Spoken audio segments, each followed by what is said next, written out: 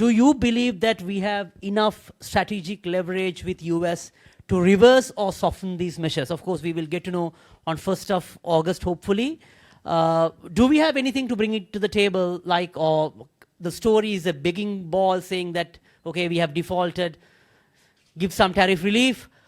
Or do we have really any leverage that we can really put on the table and say, look, we are open for a negotiation? I guess if you're asking whether there is anyone can pick up a phone and do a Machang Trump kind of call and fix this, I think that might not be possible.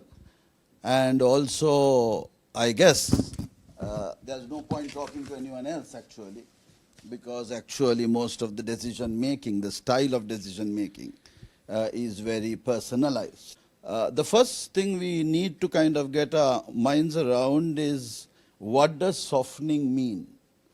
Does softening mean 30 coming to 25 or 20 or less?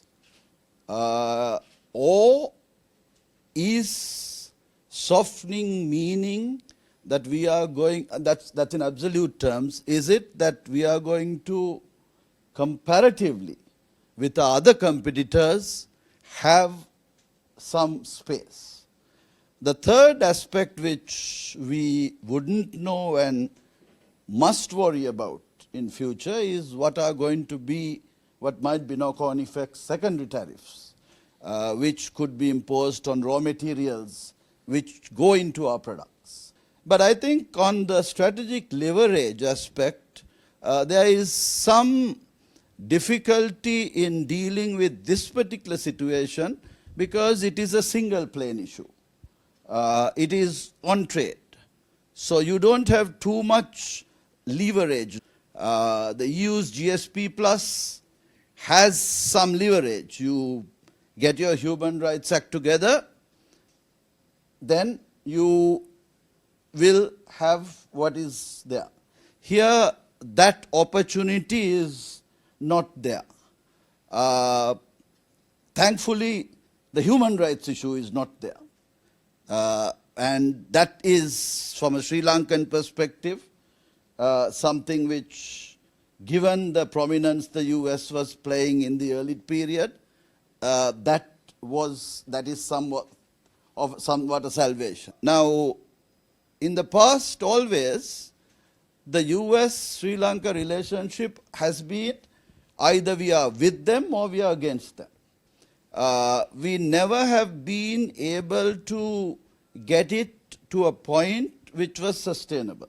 And the US also, it's not necessarily our fault. I think the US also has been all over the place. Sometimes, you know, they've kind of come to us direct. Sometimes they've used us as a secondary to India. And so therefore it has not sustained. So maybe the strategic leverage we have is to ensure predictability on the regional security issue.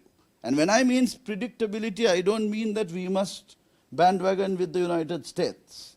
But if offering predictability in Sri Lanka is something that would be useful to them, that we will be responsible about how we deal with our country and our territory, then that can have spillover effects which will benefit other relationships as well, and eventually it will benefit Sri Lanka as well, because we won't have to be doing this juggle of, you know, playing games.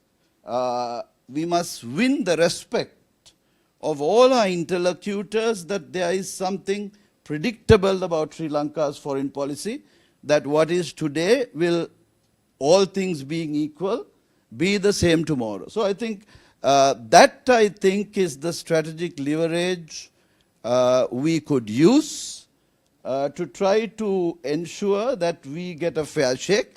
I would also pay a lot of attention to looking at what do we do as a reaction domestically. So you need to kind of prepare the industry, you need to prepare your markets, you got to prepare your alternatives, and are we there?